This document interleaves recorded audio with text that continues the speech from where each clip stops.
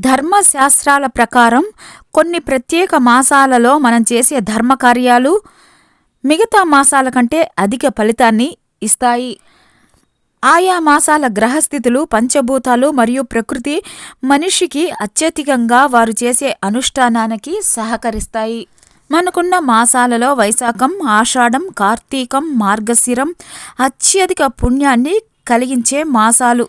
కార్తీకం అంటే వనభోజనాలు, కార్తీక స్నానాలు, మండల పూజలు, దీపాలు.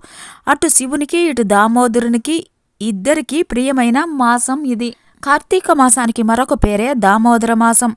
ఈ మాసంలో చేసే స్నానాలు అత్యధిక ఫలితాన్ని ఇస్తాయి. ఈ కార్తీక మాసంలో గంగ అన్ని నదుల్లోకి, తటాకాల్లోకి, చెరువుల్లోకి ప్రవేశిస్తుంది. ఈ మాసంలో దామోదరుడు నదుల్లో, తటాకాల్లో, చెరువుల్లో, బావుల్లో ఎక్కడ శుభ్రమైన నీరు ఉంటే అక్కడ ఉంటాడు. ఈ మాసంలో వర్షాల వల్ల నదులు, చెరువులు, కుంటలు, ఏళ్ళు, సెలయేర్లు నిండుగా పారుతూ ఉంటాయి.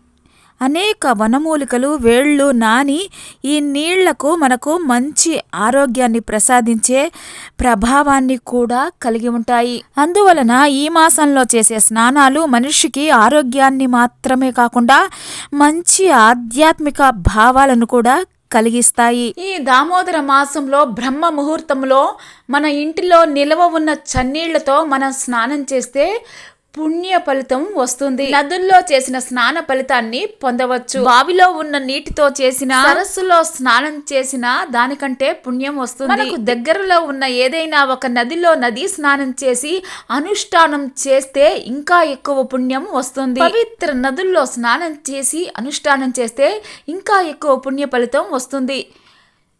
ఈ దామోదర మాసంలో పవిత్ర నదీ సంగమంలో స్నానం చేసి అనుష్ఠానం చేస్తే, లేదా గంగా, యమున, సరస్వతి, కృష్ణ, గోదావరి, కావేరి వంటి పుణ్య నదుల్లో బ్రహ్మ ముహూర్తంలో స్నానం చేసి అనుష్ఠానం చేసిన అనంతమైన పుణ్యం వస్తుంది. దామోదర మాసంలో ప్రయాగలో త్రివేణి సంగమంలో నదీ స్నానం చేసి అనుష్ఠానం చేస్తే గంగాది పుణ్య నదుల్లో చేసిన పుణ్య ఫలితానికి 100% అధికం వస్తుంది. ఈ దామోదర మాసంలో సకల నదులు కలిసే సముద్రంలో స్నానం చేస్తే వీటన్నింటికంటే అమితమైన ఫలితం వస్తుంది. ఈ మాసంలో మొత్తం నెలంతా పుణ్య స్నానాలు చేయలేని వారు కనీసం ఏకాదశి, ద్వాదశి లేదా మాసం చివరి రోజుల్లో అయినా పుణ్య స్నానాలు ఆచరించాలి. అలా చేస్తే అంత్య పుష్కరాలలో పుష్కర స్నానం చేసిన పుణ్యం కలుగుతుంది. పుణ్య స్నానాలు చేసిన తర్వాత మంత్రాన్ని చదువుతూ అర్ఘ్యం సమర్పించాలి. ఇలా చేస్తే సకల శుభాలు కలుగుతాయి.